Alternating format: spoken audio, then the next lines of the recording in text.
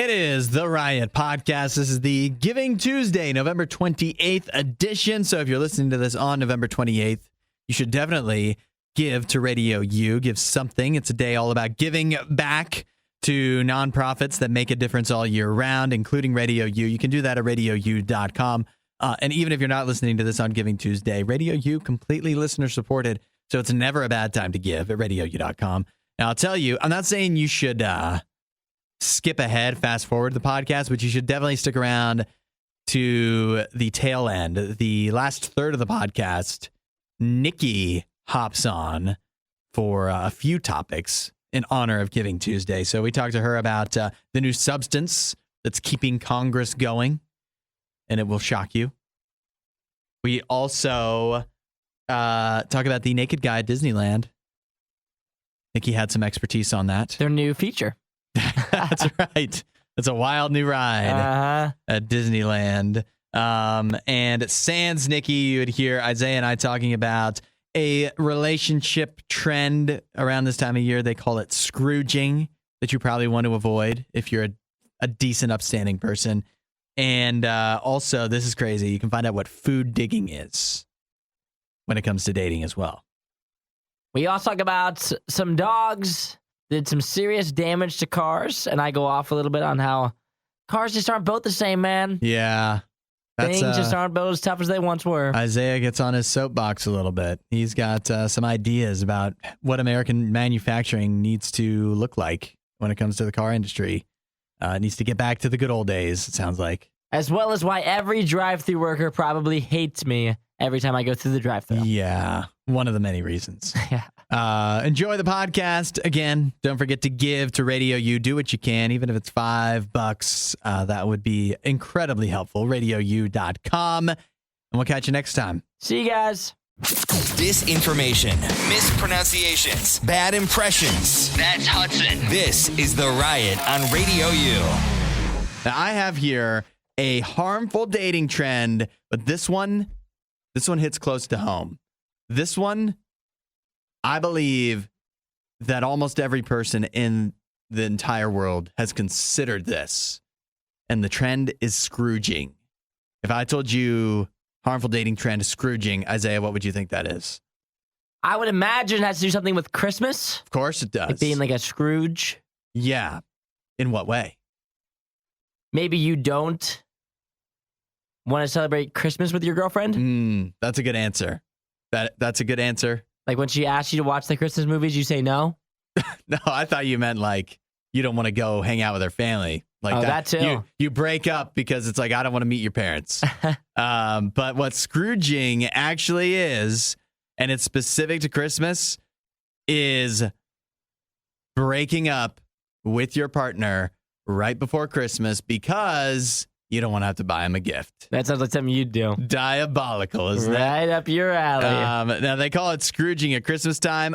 For me, when I read this, the first thing I thought was, I mean, that's one thing for Christmas. I feel like this is even a bigger thing at Valentine's Day. And I just don't know what, like, you'd have to have a cool term for that. I'm sure by the time Valentine's Day rolls around, somebody will figure it out. Maybe like Cupiding. Would that work? No, because Cupid's a good figure of Valentine's Day. We're looking for like the evil. They don't have one of those for Valentine's Day yet. No, like the evil Cupid. Yeah. Yeah. But either way, I think a lot of people, especially if it's a pretty casual relationship, and if you're a guy, probably more likely, but you know, this has crossed so many people's minds. I don't think many people follow through with it, especially at Christmas time. But when you're talking about avoiding buying presents for people, I think Valentine's Day is a big time for that. But Christmas, maybe it crosses your mind too. Especially maybe you struggle. You're sitting there, you're trying to think of what to get the other person, and you can't come up with it. And you're like, well, maybe I'll take the coward's way out. Maybe I'll just break up with them. If you can't figure out a gift to get your girlfriend, you probably just shouldn't be dating. It sounds like you can't come up with anything, like not even like one thing. And so I think as well, maybe if you're early on in your relationship and you're like, are we doing gifts? Are we not doing gifts? They're probably wondering the same thing. And more than likely, she's going to get you a gift rather than you're going to get her one. Yeah. So I would just go ahead and say, be open about it and just ask her, do you want to do gifts? We don't have to do gifts. Listen, if you're dating somebody, you're never going to go wrong buying a gift. That's the truth. I mean, you can buy a bad gift, but if it's at a stage where you're kind of questioning if it's even necessary, just do it.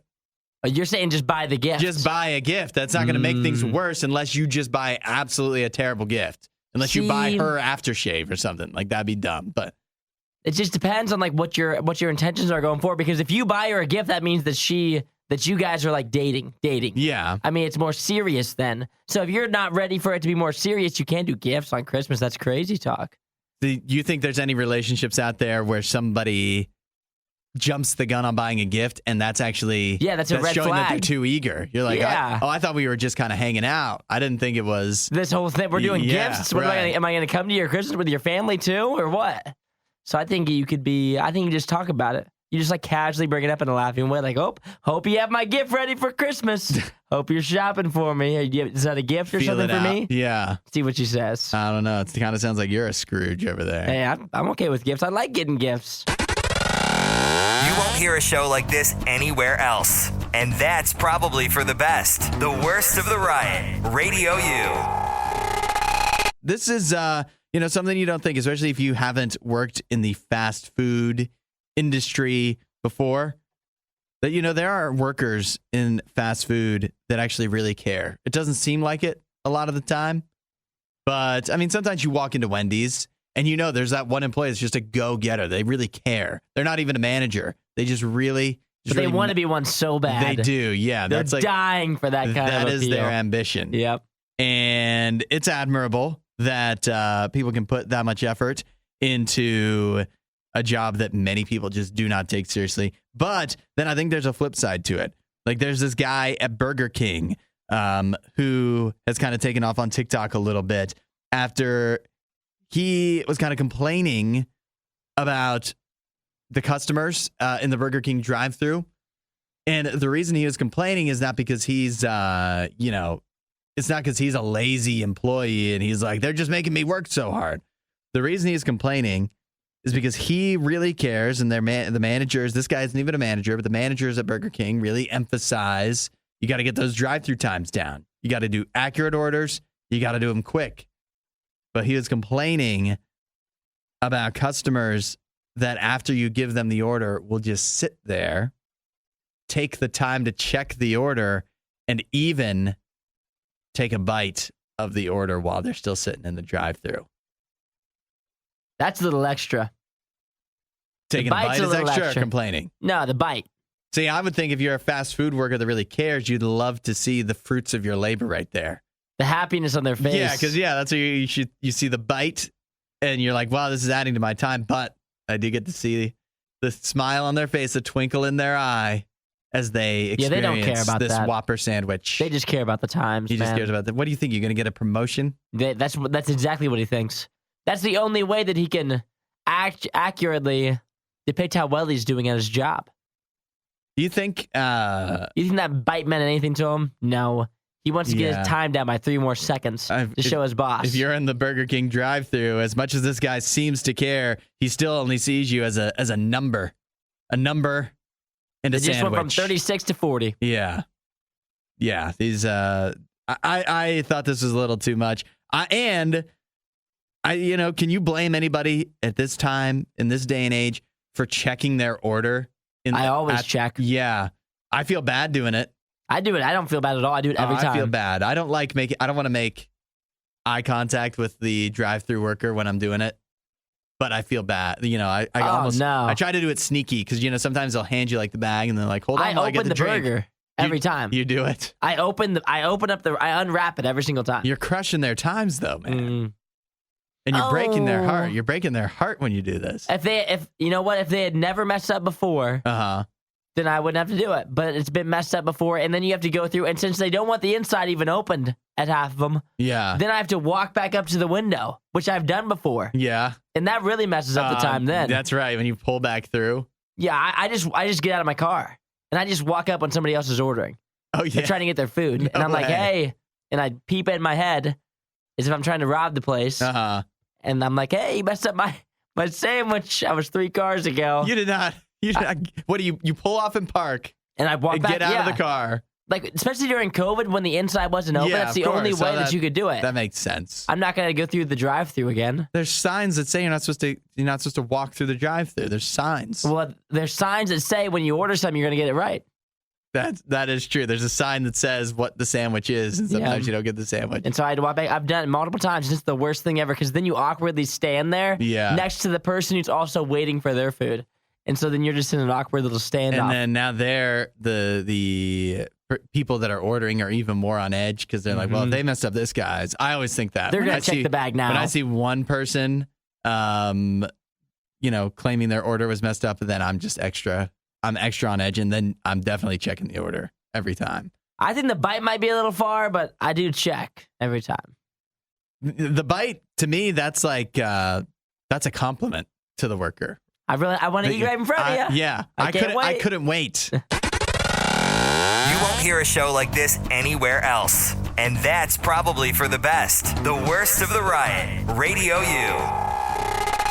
As if you didn't have enough reasons to be suspicious on the dating apps anyways, there's always people you just don't know. You don't know until you actually meet them, and sometimes even after you meet them, you just don't know. I've got one more thing for you to have on your radar if you're swiping, and that is what they call food diggers. And a food digger is, now you know what it actually sounds like? It sounds like a gold digger, but that wants free food. Yeah, she does. It's a person that they don't want your money, but they do want you to take them out for a nice meal. They don't want your love, they just want the food. Yeah, it's kind of like that, but it's not a person at all. It's a restaurant. This is documented now, but people are talking about it on TikTok where they have experienced what essentially is catfishing. It's a profile that pops up. You match with them. You start chatting and whatever. Maybe there's a vibe between the two of you. And so they're like, all right, let's meet up. Would you like to meet up at this restaurant? And so you go, and then they're a no-show, but you're at the restaurant. You're not going to just leave, right? They're banking on, well, I mean, once they're already here, they're probably going to order something. And so you've just been catfished by a restaurant so that they will get you in the door to eat something, to buy something from them. And they're breaking your heart, but filling your stomach. It's, I'm mad, but I'm also impressed. Whoever devised this scheme, a mastermind, a restaurant mastermind. This is like one of the most messed up things I've ever heard on a dating app. It is. This is pretty psychopathic behavior, isn't it? Imagine being the person who got stood up on the date. Like, you know how bad that feels? Like when you go somewhere and you get stood up. Like you don't want to tell your friends you got stood up. You don't want anybody to see you getting stood up. And to think that if I got stood up on a date, which would crush me, and then I found out it was the restaurant that did that, I would be ready to throw hands with whoever's behind the counter. Yeah, and they might not even know. Yeah, they wouldn't even know. Because it's not like they're telling all the employees, hey, we got the scheme we're working on. See that guy over there? Yeah, it's like his date's not coming. One go-getter marketer or whatever in the marketing department is the one who's behind this or something. It's not the whole store, but either way, of course you're going to be upset. But I mean, it might ease the blow on your ego a little bit if you find out it was an actual person that thought better of hanging out with you. It was a person who never was real the whole time. It was just this restaurant that only wanted you to come get some fish. It was just this restaurant that just wanted to waste your time. Yeah, that just wanted to totally drag you through the mud. No, I'd probably just sue them. I think that would be the best way to go about it. Probably just a sue. You think you can sue that? I think you could for sure sue that. I mean, what is that? For a restaurant, I feel like that's just lying. You're not allowed to do that. You can't make a profile and say you're somebody you're not. Wendy's can't pose as someone and tell you to come somewhere to eat at their food. That's definitely illegal. There's no way this isn't illegal. I don't know. You're telling me that someone who works for Wendy's. I think this is so streets ahead. They're just so far ahead of the game that I don't know if there's a law about this yet. Oh, there definitely is. There's no way that they can pose. A restaurant can pose as a human being, get you to come to their restaurant as a date. It's false advertising. Get you to come to the restaurant on a date and then not show up. I know listen, it's wrong, but I don't know if it's illegal. That's all I'm saying. People have been sued. People have been sued for much less. Well, restaurants have been sued for what? their coffee being too hot. Yeah. And them not telling them, they for sure could get sued for this. Now, I think it should be clear. One, this is more of a thing, it seems, at least more of a proven thing overseas. Like in India, there's been some big reports on this. Also, I think it's more one-off restaurants and probably not Wendy's. Although Wendy's is, they have AI in the drive-thru. So what's to stop them from putting AI? Like they're saying these are AI profiles. It's not actually a person whose job it is to catfish people, because that would also be wild. But I'm sure maybe somebody's getting some ideas, seeing these stories or hearing us talking about it and being like, actually, you know what I should do? Get on Bumble and just start, hitting people up, and maybe they'll come get some food. So if you get catfish, or if you get stood up on a date anytime soon, you just go up to the counter, and you just start demanding to speak with the manager. Yeah. The worst is going to be now if you do get stood up on a date and it's at a restaurant. Now you're going to be like, all right, the jig is up. I get it. And you know what? I'm not buying it. And you make like a big scene. Yep. I can totally imagine somebody Especially if it's at like a weird restaurant that you wouldn't have picked, but they were really set on going there. You're like, I would never pick this place. This place gets no business. Didn't even know this was here. Now I'm you know the only why. person in the building. This place is brand spanking new. Yeah. Now you know why. The only thing Isaiah loves more than the riot is himself. Someone who probably still lives with his mother and hates himself. You're listening to The Riot on Radio U. Now, Isaiah, do you think, Canadians are basically just like us, right? You would say? Yes. Like, I'm Canadian and I don't seem different. No, right? The same, yeah. At least not because I'm Canadian. But Canadians are suffering from a phenomenon that I think, I want to know if you think this is here in the United States as well. They call it inflation isolation. And it is the idea that that inflation over these past few years rising up, things getting more expensive, which you think that's only a United States thing. It's not, apparently. It's in Canada, too. And because things have gotten more expensive, it's made people less and less likely to go out and socialize. And so they're also becoming more isolated because they're not getting out and doing as much things as they possibly used to because they can't afford it. And so instead, you're sitting at home, you don't got as much money as you feel like you used to, and you're not hanging out with people. So it's a double whammy. You buy this?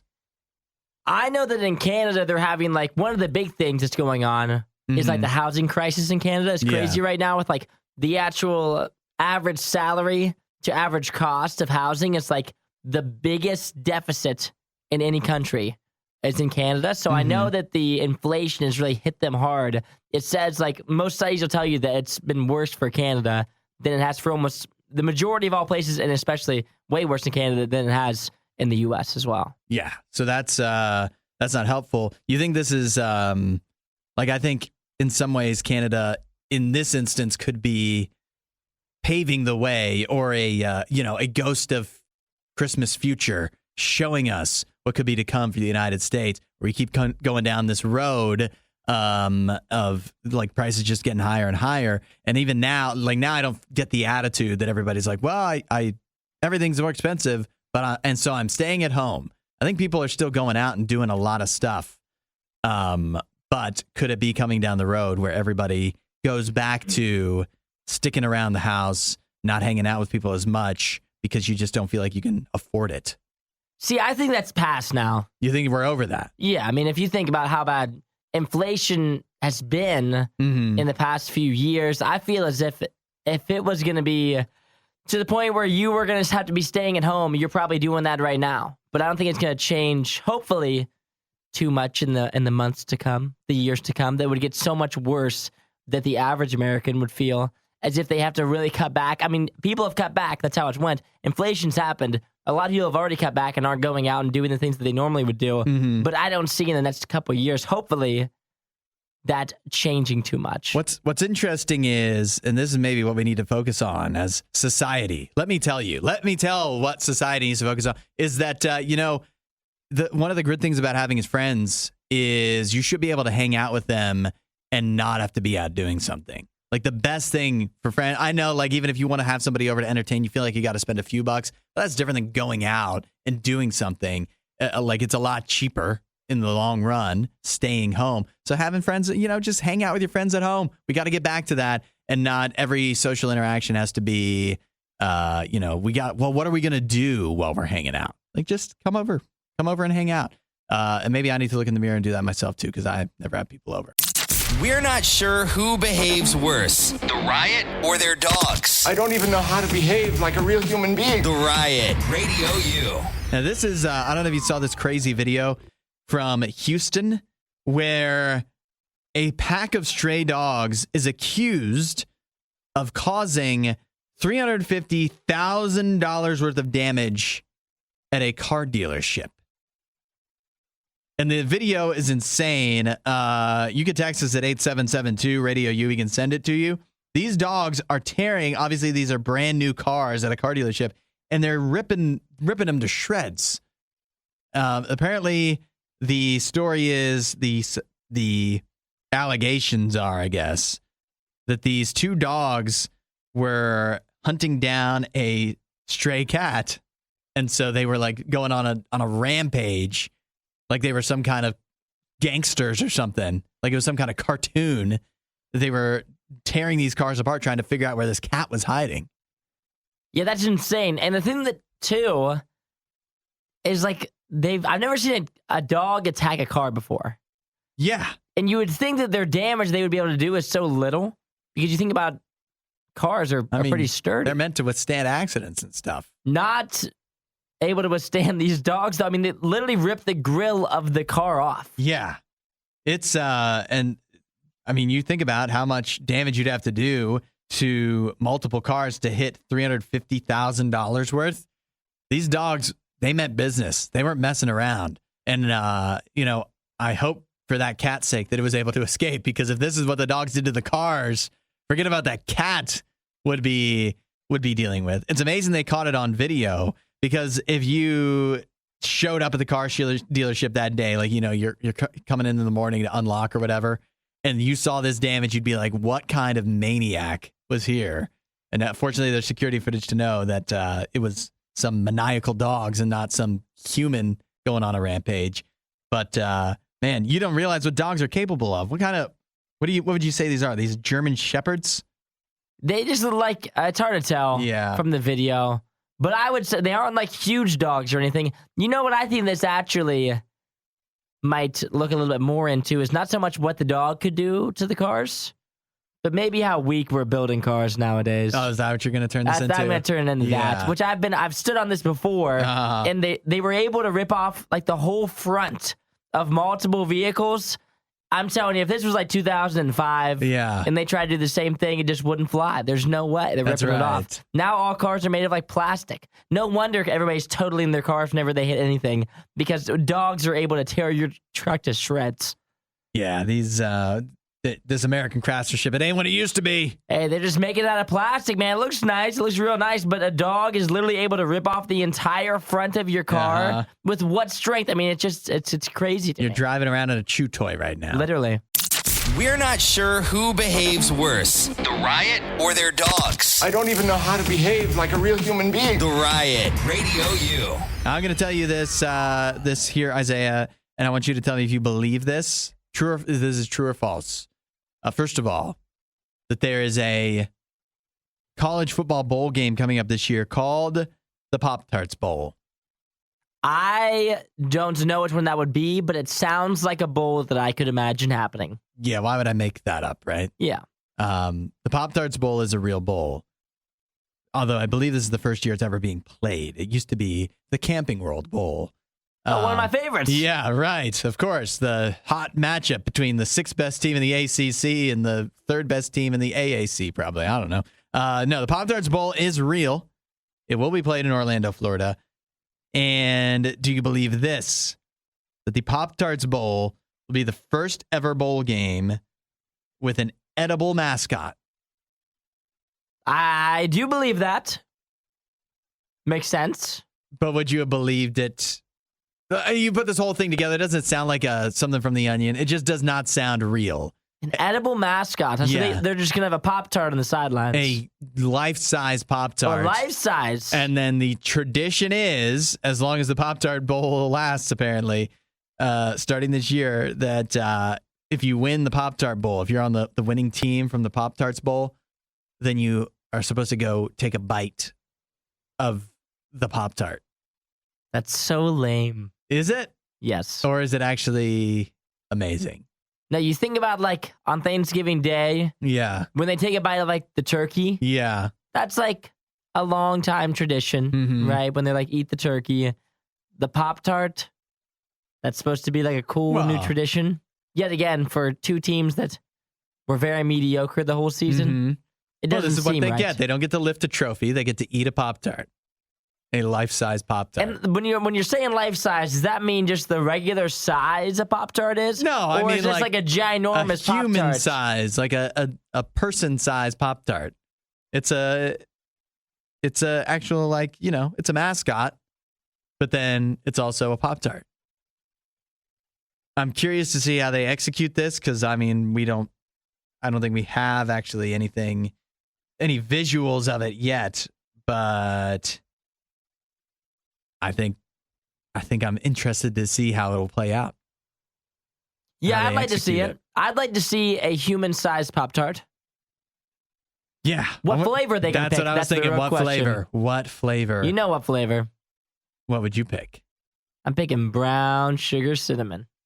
I think that's, of the like classic Pop-Tart flavors, that's the best. But I'm concerned because when you kind of like picture a Pop-Tart and you picture their logo and whatever, I think they might lean strawberry, which I don't know. I mean, those are okay, but not as good. Think about this, though. What if they had two Pop-Tarts? I guess they need enough to go around. But listen. 2 life-size Pop-Tarts and each frosting once for each team. So maybe if it was like a blue team playing, then Kentucky, it would be like a blueberry Pop-Tart. And then maybe if a red team was playing, it'd be like a raspberry Pop-Tart, maybe a strawberry Pop-Tart. It could be like a good Pop-Tart. The winning team gets to eat the good Pop-Tart, and then the losing team gets to have the bad Pop-Tart. Oh, so one's brown sugar cinnamon and one is strawberry. Yeah, exactly. Like that kind of thinking. That's not a bad idea either. I would like to see some wildly colored human-sized Pop-Tarts be eaten. As long as it's not an unfrosted Pop-Tart. Oh. But also, these Pop-Tarts, you got to think if it's life-size, it's not going to be toasted unless it's a very warm day. So that's unfortunate. We need a big toaster. Yeah. Find more Riot content online. riot.radiou.com. Nikki's helping out. We've got her on the horn this morning. Nikki. I'm on the horn. Sure, that works. I've got, this is an amazing story going around about Disneyland.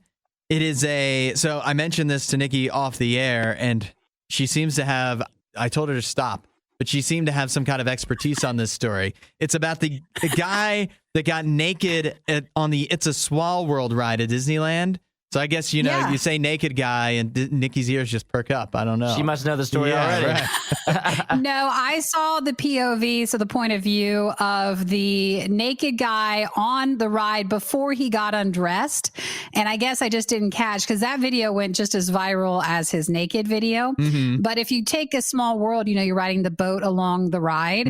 There's a little walkway next to the water that's not in the water where like workers will walk. Yeah. And it was him. He got off the boat and was walking on that before he got undressed. And that's the video that I saw of the naked guy. Oh, wow. And so there's like a whole saga. Some people are pointing out like this guy, the way he's acting, obviously getting naked on the It's a Small World ride at Disneyland in this case, that's not normal behavior. And so they're saying he must have had, you can tell if you've seen the videos.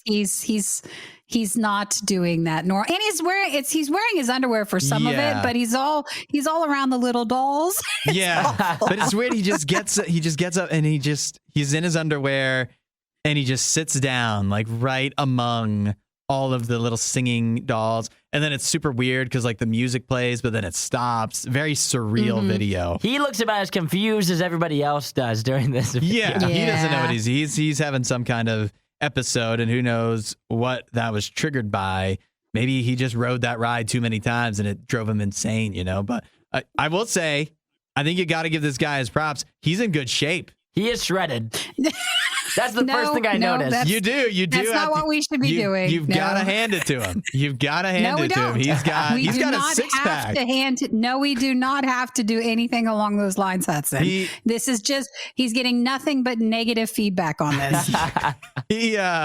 he's in good shape, but he also, like his hairstyle and stuff, he kind of looks like, can I say this? Weird Al. Yep, a young Weird Al. That's exactly what I was thinking.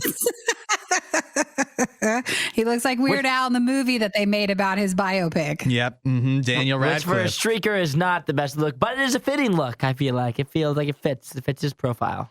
Yeah, I wonder Well, you feel bad because everybody who was on the ride was stuck on there for quite a few hours. They say up to 4 hours. Yeah, because he was obviously streaking and having an issue, but still looked good, I guess, according to everybody else. He looked good doing it. Yeah. I do wonder now what the consequences are. Is he ever allowed in Disneyland again if he gets his act together? I bet you he's banned. I think he's also that's a criminal thing because he's naked around people. So on a kid's ride. So I bet he's got something. Yeah, when you add like being naked and exposing yourself to children, usually that doesn't end up well for you. There is a whole Nathan For You episode about that. So add a little riot to your Instagram feed. Follow @RadioU Official. The Riot. Radio U. I heard JR actually ask a really good question on nights last night here on Radio U, where he was asking some of the people from around the office, when did you get moved up from the kids' table at your Thanksgiving? Oh, at Thanksgiving? Yeah. I think JR is still at the kids' table, don't you? No, oh, yeah. He says that's where he feels most comfortable, and I don't blame him. Aw. Yeah, I think for me, even when I was with Eric, I think we were always still just the youngest ones. So you just automatically were on the overflow table. Mm-hmm. Even if it wasn't necessarily a kids' table, you maybe just weren't at the main table. You're not on the A team, you're on the B team over there. You're with the kids. Isaiah, are you at the main table or are you at the backup one? I'm at the backup table. Mine's actually the children's table, though. Because my family's kind of weird because my family doesn't have a lot of children. There's not a lot of babies in my, when we do it at my grandma's house and even, my cousins and my aunts and uncles, I'm, one of the youngest ones there. Me and my brothers are still at the kids' table because there's, You're no the baby. children. Still now? Yeah, still now. Yeah. Still now, we don't have, any kids running around, which I am thankful for on Thanksgiving. Our Thanksgiving's so chill. We can all nap. It's not a big deal because there's no little kids running around at my Thanksgiving. And there's you a lot know of what people. that sounds like, though? Isaiah, it sounds like when you bring it up napping that you are the kid. I am. Yeah. I am the child. Hey, naps are for all ages on Thanksgiving. See, I thought this was an interesting question because my parents had a kids' table all year round. Oh. We weren't allowed with the parents. Because we are too. For normal dinners? Yeah. Mm-hmm. You were on a side table. Yeah, we were because we were such troublemakers. How romantic for your mom and dad just eating dinner by themselves every night. Yeah. Actually, I think why is the kids' table reserved for only Thanksgiving time? Kids should be banned from dinner all the time, I say.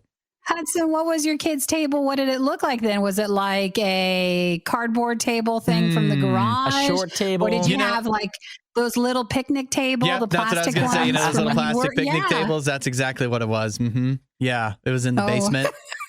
I think they didn't want to be They around would throw you our guys. food down the stairs. Yeah, at us. This is none of that is actually true. But I was trying to think, because we didn't live near my, we didn't have cousins or uncles or whatever nearby. So I don't know. I remember sitting at a kid's table at our Thanksgiving, but I don't know why we would have done that because it was just us. So why did we have a kid's table? I swear to you, it was a card table. Maybe it wasn't Thanksgiving. Maybe there was some other reason that we had people over and we did have a kid's table. But I ate at a kid's table. If it was like your birthday and they didn't want you at the table. The side table. The real reason for the kids' table is because then on Thanksgiving everybody breaks out the best forks and knives and plates. The children cannot be trusted with the glass, still get paper, nice plates. Yeah, paper and plastic for sure. And I still get those plates. Well, you need to talk to your parents and figure that out because it seems like you are still a little upset about, never being at the grown-ups table, even though for a lot of people, I think if we call it was the backup table, overflow seating. That's where you were always stuck at. Well, Isaiah, too, if you're at the kids' table and you only get plastic plates, plastic cups and paper plates, then you should be exempt from dishes. That's the truth. Oh. And I always have been. That's because you're napping. Yeah, exactly. The only thing Isaiah loves more than the riot is himself. Someone who probably still lives with his mother and hates himself. You're listening to The Riot on Radio U. You think there's a tendency when you think of our government in the United States, I don't think we think of the government employees as in like Congress, elected officials. You don't think of them as people, do you? Not normally maybe the elected people, Yeah. but the workers, sure. Yeah. But elected, I guess they're working, but you don't ever think of them usually on like the same level as like a normal person. No, you think of them as like lizard people, maybe at best. But That's on you, Hudson. but it's true. No, I'm trying to humanize it because they are like they're elected It's true? officials. They are lizard people? No, they're not. You're telling me that they blow out candles on their birthday? I don't believe it. Yeah, that's exactly. That there are real people too, and they may be very, very different from you and I. Yeah, they're rich. We're not. Yeah, right. Let's humanize that. They've got some power. But We wait, don't. are they rich because they ended up somehow getting elected? You just need to get yourself elected to something, Isaiah, and that'll bring you to that level. I could use I don't know. some I think election. a lot of them are elected because they're rich. But nevertheless, they are people too. And you think about this, Congress is a workplace, just like we have a workplace. And so just like you have your workplace where like trends and different things go around at the workplace, everybody's getting into whatever game or whatever. The same thing happens at Congress. And right now at Congress, let me tell you what the trend is. The trend is to drink Celsius nonstop. You know the drink Celsius? You ever had it? Yeah. Apparently it's really caught on. And the way it's being presented, it's because it's caffeinated, right? It gives you energy. It's an energy drink. Also, it suppresses your appetite like Ozempic, so good for keeping weight off or getting weight off. And you think about that, you're energizing yourself and you're drinking Celsius, which you can do while you work instead of having to take a break to eat. And so it's actually making our Congress people supposedly more efficient as well. Oh, now here we go. Yeah, they're getting so much done because they're drinking Celsius instead of taking a break for meals. Know. Is this brought to you by Celsius or It's a who's collab. telling us Do you think the story? Do you think that's a good advertisement for It's a Congress Celsius? Celsius collab. Celsius was like, yeah, I mean, you drink Celsius, so you're going to have to lose weight and you'll be so productive. And then Congress was like, yeah, we're losing weight and we're productive. But I'm Look not. at us. Celsius needs Congress needs their own flavor, so that is the collab that they created. true. It's the Congress flavor. That's right. This one was designed by Mitch McConnell himself. It's just what he loves to drink. I feel like if it is an ad, I don't know if I'm Celsius if I want to be, because people don't have a very good impression of Congress. People think Congress is like the place where productivity goes to die, where things don't get done. And so if you're saying Celsius is the drink behind all of that, but then again, if Celsius is the thing that can get the wheels turning, then maybe that is a really good ad. If all of a sudden they start, passing laws left and right or repealing laws or whatever they do, then all of a sudden maybe Celsius looks really good because it's like, finally, maybe we should just elect Celsius president. At this point, I'm not sure if I want them to do more or less. We're all in a weird spot. Right. But Celsius, and they also posted a picture. They have a Celsius vending machine in Congress. That's what they're saying. That like, Wait, do they pay for the Celsius? Yeah. Oh, please don't tell me they even get it for free. They probably do. I mean, it look is at a this. vending machine, but yeah, they say that a lot of like important deals and meetings go down because everybody's just congregating at the Celsius machine. I guess they're waiting in line. And so it's like, well, the representative from Kansas is here anyways, might as well chat with them and maybe we can strike a deal. I don't buy Maybe. it. And I guess we should be thankful it's not anything worse than Celsius or That's any right. energy drinks. I always assumed it'd be more stuff. So Yeah. Celsius is what's keeping them going, not something else. You've made it all the way to the end of the Worst of the Riot. This show only exists because of support from listeners like you. Find out more and help out at RadioU.com/donate.